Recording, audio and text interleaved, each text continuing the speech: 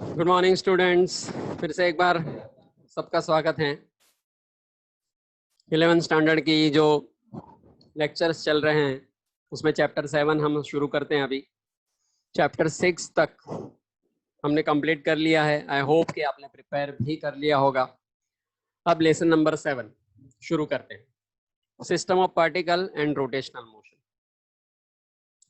इस लेसन में हमें dynamics of rotational motion study करना है। Dynamics of rotational motion. Rotational motion is very important types of motion, because सबसे important चीज तो हमारी जो अर्थ है वो सन के आसपास रोटेट हो रही है, रिवॉल्व हो रही है, अपने एक्सिस के आसपास भी रोटेट हो रही है। सो ये रिवोल्यूशन भी है और रोटेशन भी है। तो हम इसको अच्छी तरह से समझ लेते हैं, उसके डायनेमिक्स क्या है। काफ़ी सारी जगह हम उसको अप्लाई भी कर सकते हैं। मैकेनिक्स के बहुत सारे पार्ट्स ऐसे होते हैं मशीन के जिसमें रोटेशनल मोशन बहुत इंपॉर्टेंट होता है। तो उसका पूरा डायनेमिक्स है, उसका साइंस है, वो हम स्टडी कर लेते हैं। सबसे पहले हम शुरू करते हैं सिस्टम ऑफ पार्टिकल से। सिस्टम ऑफ पार्टिकल मतलब कोई भी जो एक बॉडी है, naturally it is a system of particles. उसमें बहुत सारे पार्टिकल्स होते हैं, किसी एक पॉइंट के रिस्पेक्ट में उसके अलग अलग पोजीशन होते हैं। तो उससे जुड़ी हुई कुछ जो इंपॉर्टेंट फिजिकल क्वांटिटीज हैं वो सबसे पहले हम स्टार्ट करते हैं। तो जो फर्स्ट टॉपिक है वो centre of mass of a system of particle in one dimension. Centre of mass. Centre of mass basically क्या होता है, यू मस्ट हैव ऑब्जर्व्ड कि every body will behave in such a way, every body will behave in such a way that its total mass is supposed to be concentrated at a particular point inside the body. तो वैसे तो जैसे 100 ग्राम की कोई body है तो वैसे तो ये पूरा 100 ग्राम जो है वो सारे पार्टिकल्स का मास का टोटल है। फिर भी बॉडी ऐसे बिहेव करती है जैसे उसके अंदर कोई एक पॉइंट है, उसी का मास पूरा 100 ग्राम है और बाकी सारे पार्टिकल का कोई मास ही नहीं है। So it will be behave like this. That point is called the center of mass. तो हमें वो सेंटर ऑफ मास ढूंढना है। सो पहला टॉपिक क्या है, centre of mass of a system of particle in one dimension. So here in figure it is shown X axis Y axis दिखाया हुआ है। इसमें दो पार्टिकल्स हैं, एक्स एक्सिस के ऊपर ही रखे हुए हैं। एक पार्टिकल का मास m1 है, दूसरे का m2 है। m1 का पोजीशन o के रिस्पेक्ट में x1 है, m2 का पोजीशन डिस्टेंस o के रिस्पेक्ट में x2 है। और हमें इन दोनों पार्टिकल से बनी हुई जो सिस्टम है उसका सेंटर ऑफ मास ढूंढना है, उसका सेंटर ऑफ मास ढूंढना है। So let us read and understand. As shown in figure, consider two particles having mass m1 and m2 lying on x-axis at a distance of x1 and x2 respectively from the origin.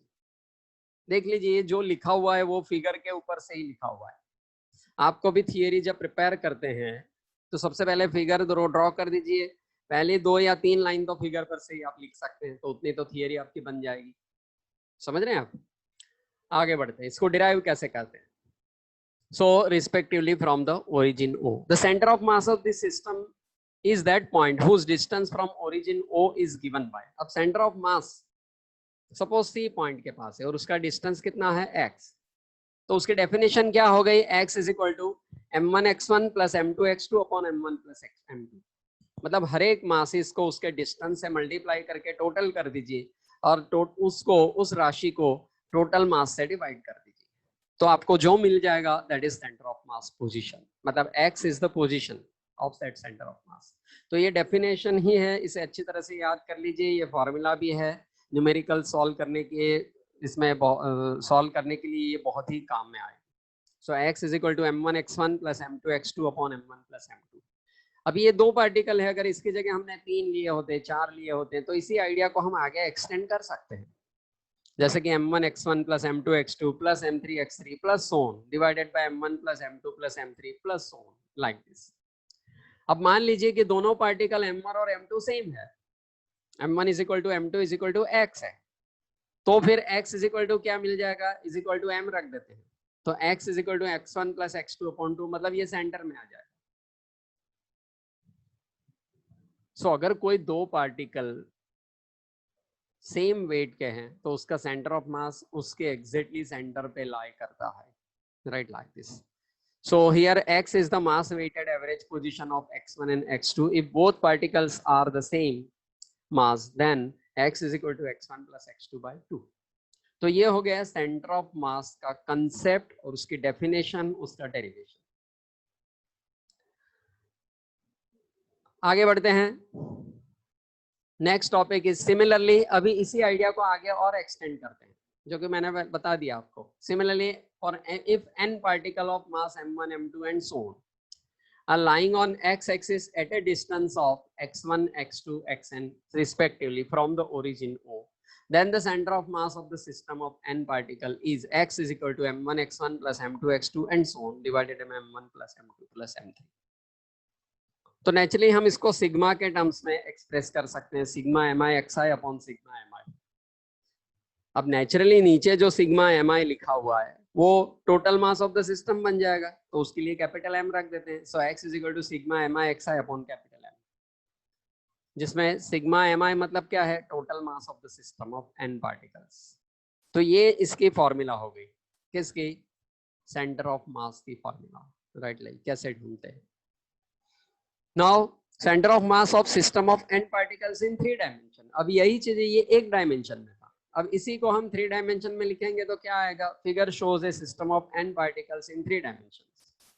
Let the position vectors of the particles of mass m1 m2 m3 and so on with ये system of particles. तो ये 3 dimensional है जिसमें x axis, y axis, z axis दिखाया हुआ है। इसको हम यहाँ पर शिफ्ट कर देते हैं तो आपको पूरी स्लाइड दिखाई देगी अच्छी तरह से। So respect to origin O of the coordinate system r1 r2 r3 and so on, the position vector of center of mass of the system is given by the following equation. So RCM is equal to क्या आ गया, m1 r1 plus m2 r2 plus so on divided by m1 plus m2 plus m. RCM is equal to m1 r1 plus m2 r2 plus so on divided by ये नीचे का total करेंगे तो capital M आ जाएगा, right. Like उस capital M को हम यहाँ शिफ्ट कर सकते हैं। सो m into RCM is equal to ये आ गया, m is equal to m1 plus m2 plus m3, that is equal to total mass of the system of n particles. तो ये n नंबर ऑफ पार्टिकल्स और वो भी 3 dimensional की formula हो गई, जिसमें r1 r2 r3 r4 क्या है, position vectors of individual particle with respect to origin O. Is it clear? Next, motion of a centre of mass and Newton second law of motion. अब जब पूरी body, कोई भी body move कर रही है तो नेचुरली उसका सेंटर ऑफ मास उसके अंदर है तो वो भी मूव करेगा। तो हमें जब किसी बॉडी का मोशन का स्टडी करना है तो उस बॉडी का, पूरे बॉडी का मोशन का स्टडी ना करके हम अगर उसके सिर्फ सेंटर ऑफ मास का, बॉडी का स्टडी करेंगे, सेंटर ऑफ मास का स्टडी करेंगे, तो it will be the explanation of entire body.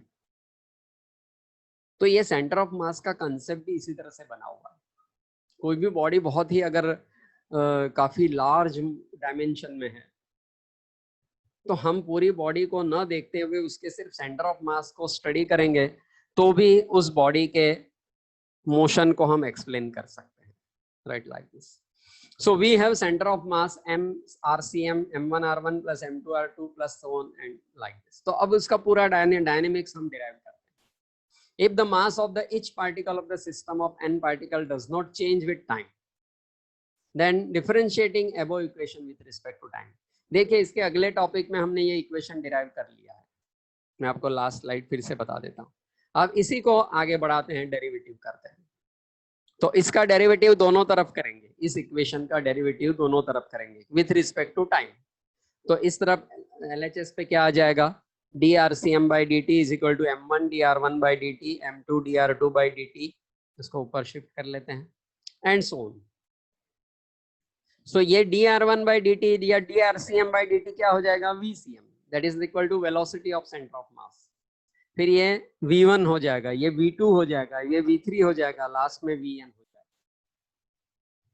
मतलब ये v1 क्या हो गया, फर्स्ट पार्टिकल का वेलोसिटी, v2 सेकेंड पार्टिकल की velocity and so on. So VCM dRCM upon dt is called the velocity of center of mass, and V1, V2, V3 are the velocity of individual particle, respective particles. तो ये सिर्फ एक बार हमने derivation किया, तो हमें ये इक्वेशन मिल गया। अब इसी इक्वेशन का फिर से डेरिवेटिव करेंगे नेक्स्ट में। सो अगेन डेरिवेटिव, उससे पहले M V C M is equal to P one हो जाएगा। कैसे? ये जो लास्ट इक्वेशन था उसके अंदर ये एम वी वन मतलब P one, M one V one P one हो गया, M two V two P two हो गया, M three V three P three हो गया। पी मतलब क्या है? मोमेंटम। तो उसकी जगह हम मोमेंटम रख देते हैं, तो वो P1 plus P2 plus P3 हो जाएगा, where P1 P2 P3 are the momenta of respective particles. अब सबका टोटल करेंगे तो ये total momentum of the system of particle मिल जाएगा, तो उसकी जगह हम P रख देते हैं, मतलब MVCM is equal to P रख देते हैं। अब इस इक्वेशन का हम फिर से डेरिवेटिव करते हैं, इस इक्वेशन का फिर से डेरिवेटिव करते हैं। तो डेरिवेटिव यहाँ m कांस्टेंट है, देख लीजिए डेरिवेटिव फिर से कैसे होता है। इसको यहाँ शिफ्ट कर देते हैं, तो ये with respect to derivative time. तो फिर से डेरिवेटिव करेंगे तो क्या आ जाएगा? M V C M by D T is equal to D P one by D T, D P two by D T, D P three by D T and so on. और V C M by D T क्या हो जाएगा? A C M हो जाएगा। और derivative of momentum with respect to time force हो जाता है, that means F1 plus F2 plus F3 and so. तो अल्टीमेटली ये इक्वेशन क्या बन गया? M1A1 plus M2A2 plus M3A3 and so. So general equation क्या बन गया? M VCM by dt is equal to M ACM is equal to F, that is equal to dP by dt. So this is nothing but the dynamics of system of particle and center of mass, motion of the center of mass. The center of mass of the system moves under the influence of resulting external force F, as if the whole mass of the system is concentrated at the center of mass. मैंने पहले ही बताया था कि every body will behave in such a way that its total mass is supposed to be concentrated at a given point, right? Like this. आगे बढ़ते हैं, law of conservation of linear momentum. अब ये हमने ऑलरेडी एक्चुअली स्टडी कर लिया है, law of conservation of linear momentum. आपको याद दिलाने के लिए फिर से बता देते हैं कि कोई भी आइसोलेटेड सिस्टम है और उसके ऊपर रिजल्टिंग एक्सटर्नल फोर्स 0 है, तो उसका टोटल मोमेंटम जो है वो कांस्टेंट रहता है, कंजर्व्ड रहता है, मतलब इनिशियल मोमेंटम और फाइनल मोमेंटम सेम रहता है। तो यहाँ पर हमने केस कौन सा लिया हुआ है? सिस्टम ऑफ पार्टिकल का, तो उसमें भी वो लॉ अप्लाई हो सकता है। So if the resulting force acting on the system is 0, then F is equal to dP by dt is equal to 0. What does it mean? P is equal to P1 plus P2 plus P3 and so on is equal to constant.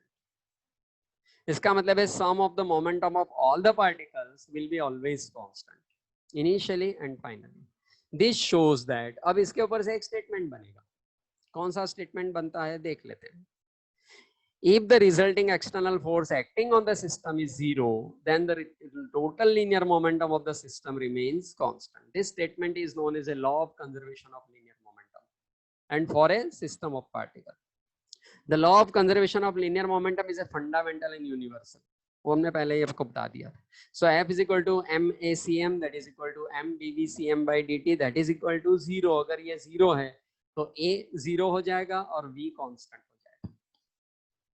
हम फिर से एक बार आपको बता देते हैं कि किसी भी बॉडी के ऊपर एक्ट करने वाला जो रिजल्टिंग एक्सटर्नल फोर्स अगर 0 है तो उसका मोमेंट, उसका एक्सेलरेशन भी 0 होगा, मोमेंटम कांस्टेंट रहेगा, वेलोसिटी कांस्टेंट रहेगी। Is it clear? Velocity constant रहेगी।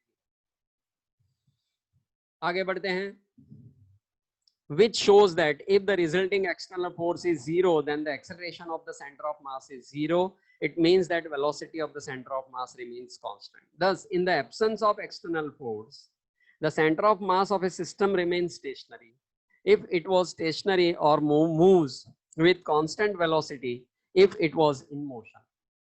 मतलब अगर वो मोशन में है तो मोशन में रहेगा, अगर स्टेडी है तो स्टेडी रहेगा, मोशन में भी है तो वेलोसिटी चेंज नहीं होगी, वेलोसिटी कांस्टेंट रहेगी। आगे बढ़ते हैं, centre of mass of rigid body. Rigid body का centre of mass, a system of particle in which the relative positions of particles remains constant, invariant, it is called a rigid body. ये थोड़े से fonts elongated हो गए हैं तो आपको ऊपर फिर भी इजीली आप रीड कर सकते हैं। A system of particles in which the relative positions of particles remains invariant is called rigid body. Rigid body, strong body किसे कहते हैं कि उसके जो इंटरनल पार्टिकल्स है, उसका जो इंटरमीडिएट डिस्टेंसेस हैं वो सब कांस्टेंट रहता है, तो उसे हम रिजिड बॉडी कहते हैं. Location of centre of mass of a rigid body depends on the distribution of mass in the body and the shape of the body. Shape पे भी डिपेंड है और डिस्ट्रीब्यूशन ऑफ मास पे depend है. The centre of mass of a rigid body can be anywhere inside and outside the body. Centre of mass body के inside भी हो सकता है, बॉडी के आउटसाइड भी हो सकता है, राइट, लाइक दिस. तो अभी हम रिजिड बॉडी का सेंटर ऑफ मास पता करते हैं. इसका एग्जांपल भी यहाँ पर दिखा हुआ है. जैसे ये सारे अलग अलग शेप्स हैं. ये ट्राइंगल है तो उसका ये सेंटर ऑफ मास हो गया. ये जो है वो कोन है तो उसका सेंटर ऑफ मास यहाँ पर है. सर्कल का सेंटर ऑफ मास सेंटर पे है. ये जो क्यूबॉइड है, क्यूब है, क्यूबॉइड नहीं क्यूब है, तो उसका सेंटर ऑफ मास सेंटर पे है. This is a rod, this cylinder, circle and ring. So अलग अलग जो शेप हैं और साइजेस हैं तो उसके सेंटर ऑफ मास अलग अलग जगह पर हो सकते हैं. अब हमें रिजिड बॉडी का सेंटर ऑफ मास हमें फाइंड करना है. So theoretical method for estimation of a centre of mass of a solid body. So consider a figure as shown in figure. Consider a small volume element dv containing mass dm. Here dm is called the mass element whose position vector r is equal to xi plus yj plus zk. तो यहाँ पर ये एक छोटा सा dv element लिखा हुआ है. ये पूरा वॉल्यूम है, उसके अंदर से एक छोटा वॉल्यूम यहाँ पर लिखा हुआ है. इसको dv कहते हैं, इसको dm कहते हैं. ये dv है, ये dm1 है, dm2 है. हर एक के पोजीशन वेक्टर r है, r1 है, r2 है, और ये xyz कोऑर्डिनेट सिस्टम. तो इसका हमें सेंटर ऑफ मास फाइंड करना है. Three dimensional body. This way the whole solid body can be considered to be the made up of small such mass elements. Let the solid body is made up of small masses element dm1, dm2, dm3 and so on, having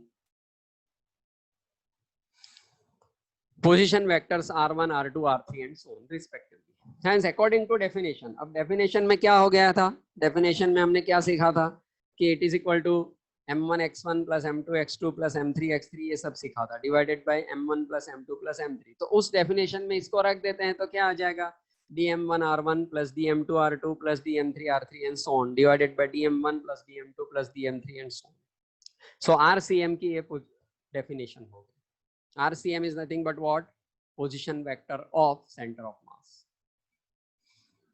सो ये three dimensional unit में हर एक के component अलग अलग कर देते हैं. तो RCM is equal to RDM by DM integration RDM upon integration DM. हाँ, सिग्मा मतलब integration. RCM is equal to integration RDM divided by capital M रख लेते हैं. कैपिटल M मतलब integration of DM, that is total mass of the body. ये पहले बहुत बार हो चुका है. अब ये जो इक्वेशन है इसके अगर x डायरेक्शन, y डायरेक्शन और z डायरेक्शन के तीनों कंपोनेंट अलग से लिखने हैं अपने को, तो यहाँ लिख सकते हैं.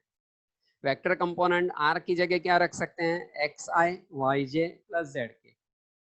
तो 1/m कॉमन, तो integration xi plus yj plus zk dm. So xm is equal to 1/m x dm, ycm is equal to 1/m y dm, zcm is equal to 1/m z dm. ये क्या हो गया? सेंटर ऑफ मास का x component, y component, z component.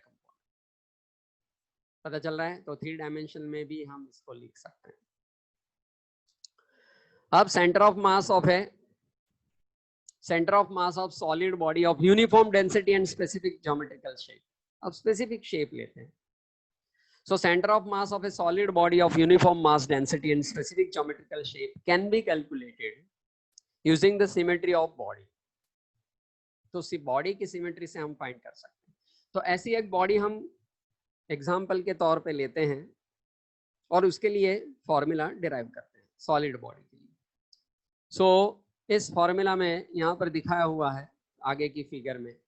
We will take one rod, ये रहा. For the sake of simplicity we will consider कि उस rod की जो लेंथ है वो एक्स एक्सिस के साथ एसोसिएटेड है, एलोंगेटेड है, मतलब उसके साथ कोइंसाइड किया हुआ है, so that we can have some simplicity. तो उसकी length x is equal to 0 से लेकर के x is equal to L तक है और उसको x एक्सिस के साथ कोइंसाइड किया हुआ है. So center of mass of a thin rod of uniform density. Figure shows the thin rod of mass m. इसका total mass कितना है m, length कितनी है l, having uniform cross sectional area of uniform mass density lambda. Put the rod along the x-axis such that its one end lies at the origin of the coordinate system. Consider a line element dx. अब हम क्या करते हैं, ये पूरे rod के ऊपर x distance पे एक छोटा सा लाइन एलिमेंट ले लेते हैं जिसकी थिकनेस कितनी है dx on the rod at a distance x from the origin, right like this. अब उसकी थिकनेस कितनी है dx है. सो मास पर यूनिट लेंथ कितना हो गया, lambda is equal to capital N upon m upon l. Hence the mass of the line element dx is dm is equal to lambda dx हो गया. dm is equal to lambda dx. So lambda की जगह हम m upon l dx रख सकते हैं. अभी हमें इसका पूरा सेंटर ऑफ मास फाइंड करना है. So according to definition of center of mass क्या हो गया, xcm is equal to 1 upon m xdm. ये हमने पहले ही सीख लिया. So 1 upon m as it is. Integration कहाँ से कहाँ करेंगे, 0 से l तक. x as it is, dm की वैल्यू रख दी m upon l dx, dm की वैल्यू. उसमें भी m अपॉन l कांस्टेंट है तो उसको बाहर निकाल लेते हैं, तो उसमें से m कैंसिल हो जाएगा तो 1 अपॉन l आ जाएगा. x का integration x square by 2 0 to l रख देंगे. ये क्या है, डेफिनेट इंटीग्रेशन है, ये आपको मैथ्स के सर सिखाएंगे. सो 0 टू l तो l स्क्वायर बाई 2 माइनस 0, इसका मतलब है l बाई 2 आ जाएगा. दैट मीन्स सेंटर पे. Thus the center of mass of the thin rod of a uniform mass density lies at midpoint of its length, that is at geometric center. तो ये इस तरह से हम डिराइव कर सकते हैं. ये फिर से एक बार अच्छी तरह से देख लीजिए. यहाँ से लेकर के ये इसकी फिगर भी है और यहाँ से लेकर के यहाँ तक ये पूरी थियरी आती है. ये 2 मार्क में आपको पूछ सकते हैं, तो आपको एग्जैक्टली इसी तरह से लिखना हो. आगे बढ़ते हैं, रोटेशनल मोशन. अब देख लीजिए, सिस्टम ऑफ पार्टिकल हमने कंप्लीट कर लिया है. इस पूरे लेसन में 2 अलग टॉपिक हैं. एक सिस्टम ऑफ पार्टिकल जिसके अंदर सेंटर ऑफ मास का डिस्कशन है, और दूसरा जो है वो रोटेशनल मोशन. सेंटर ऑफ मास का रोटेशनल मोशन में यूज होने वाला है, इसलिए हमने पहले सेंटर ऑफ मास को डिस्कस कर लिया. तो आइए शुरू करते हैं हम रोटेशनल मोशन. रोटेशनल मोशन क्या है, रोटेशनल मोशन किसे कहते हैं, सर्कुलर मोशन क्या है और रोटेशनल मोशन क्या है. जैसे our earth revolves around the sun on circular path. खैर इलिप्टिकल है लेकिन हम उसको ऑलमोस्ट सर्कुलर पाथ ले सकते हैं. तो वो जो सन के आसपास घूमता है वो सर्कुलर पाथ है, लेकिन वो अपने एक्सिस के आसपास भी घूमता है, तो दैट इज रोटेशनल मोशन. इसका मतलब है our earth moves shows the 2 types of motion. One is circular motion, another is rotational motion. तो यहाँ पर रोटेशनल मोशन के लिए दिखाया हुआ है, उसमें कोई एक एक्सिस होना जरूरी है. उस एक्सिस को हम एक्सिस ऑफ रोटेशन कहते हैं. उस एक्सिस के आसपास ये देख लीजिए, ऐसा एरो दिखाया हुआ, वो रोटेट हो रहा है. So body should be suspended at axis and about that axis it must be rotating. अब जब बॉडी रोटेट करती है तो उसके हर एक पार्टिकल सर्कुलर मोशन पे घूमते हैं, सर्कुलर पाथ पे घूमते हैं, लेकिन जो एक्सिस पे ऊपर जो पार्टिकल्स होते हैं वो स्टेडी रहते हैं. तो उस हिसाब से अभी उसकी डेफिनेशन बन जाएगी. If all the particles of a rigid body perform circular motion and the centre of mass of this circle are steady on the definite straight line which is called the axis of rotation is a geometrical line and the motion of the body is said to be the rotational motion. तो ऐसे motion को हम rotational motion कह सकते हैं, right. It is called the rotational motion. तो पहले तो ये डेफिनेशन हो गया. एग्जाम में अगर 1 मार्क में रोटेशनल मोशन की डेफिनेशन पूछ सकते हैं तो आपको आप ये फिगर भी ड्रॉ करके ये इतना एक्सप्लेनेशन लिख सकते हैं. अभी relation between variables of rotational motion and variables of linear motion. अब जब रोटेशनल मोशन आ गया है तो उसमें भी स्पीड होगी, उसमें भी डिस्टेंस ट्रैवल होगा, उसमें भी टाइम टेकन होगा, उसमें भी फोर्स होगा, टॉर्क होगा, उसके कॉजेज होंगे, मोमेंटम होगा. तो ये सारी बातें आए. अब ये सारी बातें ऑलरेडी हमने मोशन इन ए प्लेन सीख लिया है, लेकिन एक बात समझ लीजिए, वो लीनियर मोशन था, ये रोटेशनल मोशन. क्वांटिटी सेम रहेगी लेकिन उसके जो मीनिंग है और उसके जो टर्मिनोलॉजीज है वो बदल जाएगी. तो अभी हमें ये सीखना कि लीनियर मोशन की जो क्वांटिटीज हैं वेरिएबल्स हैं और रोटेशनल मोशन की जो क्वांटिटीज हैं वेरिएबल्स हैं, उसमें रिलेशनशिप क्या है, अगर है या नहीं है वो पता करना है. So relation between variables of rotational motion and variables of linear motion. तो यहाँ पर एक फिगर दिखाया हुआ है, x एक्सिस y एक्सिस, एक बॉडी यहाँ पर सस्पेंड की हुई है and it has been rotated through the distance from p to p dash. ये रोटेट हो रहा, हमने कोई दो पोजीशन उसको लोकेट की, एक पहले p था और दूसरे बाद रोटेट होने के बाद वो p डैश पे चला गया. तो t is equal to T पे वो p पे था और t is equal to T plus delta T पे p डैश पे आ गया. चलो, तो अभी सारी फिजिकल क्वांटिटीज हमें डिराइव करनी है. उसमें से सबसे पहले कौन सा, एंगुलर डिस्प्लेसमेंट. अगर आपको याद है तो मोशन इन ए प्लेन में सबसे पहला टॉपिक कौन सा था, मोशन से रिलेटेड, वो लीनियर डिस्प्लेसमेंट. तो यहाँ पर angular displacement. So suppose a body performs rotational motion about a fix rotational axis OZ. ये OZ के आसपास रोटेट हो रहा है, ये ऐसी पूरी यहां से ऊपर की तरफ आ रही है ये axis, which is perpendicular to the plane of the paper as shown in figure. तो फिगर यहां पर दिखा हुआ है. तो अभी एंगुलर डिस्प्लेसमेंट हम डिफाइन करते हैं. The position of the cross section of the rigid body with the plane of the paper at that time, at time t and t plus delta t are shown by the dotted line and the continuous line respectively. The particle performs circular motion in xy plane and reaches from p to p dash at time t plus delta t, and its angular position initially is theta and finally theta plus delta theta. समझ लो अच्छी तरह से, पहले initial position क्या था, theta, और बाद में कितना हुआ, थीटा प्लस डेल्टा थीटा. पहले टाइम कितना था टी और बाद में कितना हुआ, टी प्लस डेल्टा टी. इसका मतलब है टाइम में कितना चेंज आया, डेल्टा टी, और एंगुलर पोजीशन में कितना चेंज आया, डेल्टा थीटा. तो अभी इन दोनों का अगर हम रेशियो ले लें तो हमें एंगुलर डिस्प्लेसमेंट की डेफिनेशन मिल जाएगी, वेलोसिटी की भी डेफिनेशन मिल जाएगी. लेकिन पहले सिर्फ एंगुलर डिस्प्लेसमेंट की डेफिनेशन ले लेते हैं. The change in angular position of the particle is called its angular displacement. Thus, the angular displacement of the particle p in time interval delta t is delta theta. So, delta theta is angular displacement. इसका unit क्या आएगा, either radian या तो degree, पर usually ऐसा unit में radian लिया जाता है, डिग्री नहीं. अब angular speed and angular velocity. So according to definition of average angular speed during the time interval delta t is, velocity के definition क्या है, displacement upon time.